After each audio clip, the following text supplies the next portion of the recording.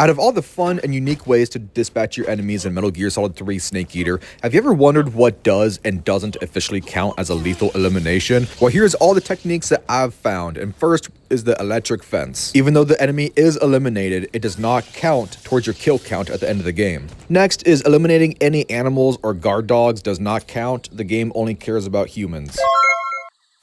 Now these next two are kind of funny, but let me explain. If you beat Ocelot or Volgin with normal weapons, it doesn't actually count as a kill because, as you can see right here, at the end of the boss fight, they're both still alive.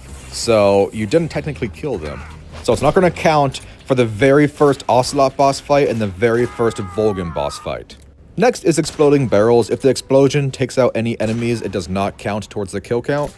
Next is shooting these pilots on top of the hover platforms. If they fall and explode after Snake shoots them with a tranquilizer, that does not count as a kill. This next one is one of my favorites. If you throw poisonous food in the area of hungry enemy soldiers and they eat the food and die, that does not count as an official kill because Snake didn't force the enemy to eat the food. They did that on their own.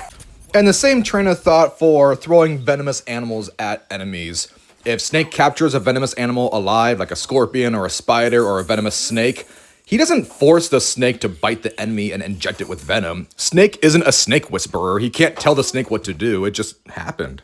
Next is using the own enemy's traps against them. If you find these little hidden traps in the area, you can throw the enemy or drop the enemy down there, and that does not count as an official kill. And just a FYI, I did make a 12-minute version of this video on my channel if you want to watch it. And same exact thing for these rope traps. If you activate the rope, then like spikes are going to come down and swing and hit Snake. But if the enemy is there, that doesn't count as a kill. I mean, once again, the train of thought is Snake didn't put these traps down, the enemies did, so it's not Snake's fault. This next one is grabbing your enemies and dropping them or throwing them off of a cliff and they fall to their death. I don't really have an explanation for this one, but it doesn't count as a kill. Now let me explain real quick why I'm making this video, because at the end of the game, you're given different stats and different ranks depending on your playstyle. So if you kill any enemies or if you don't kill any enemies, you get different ranks.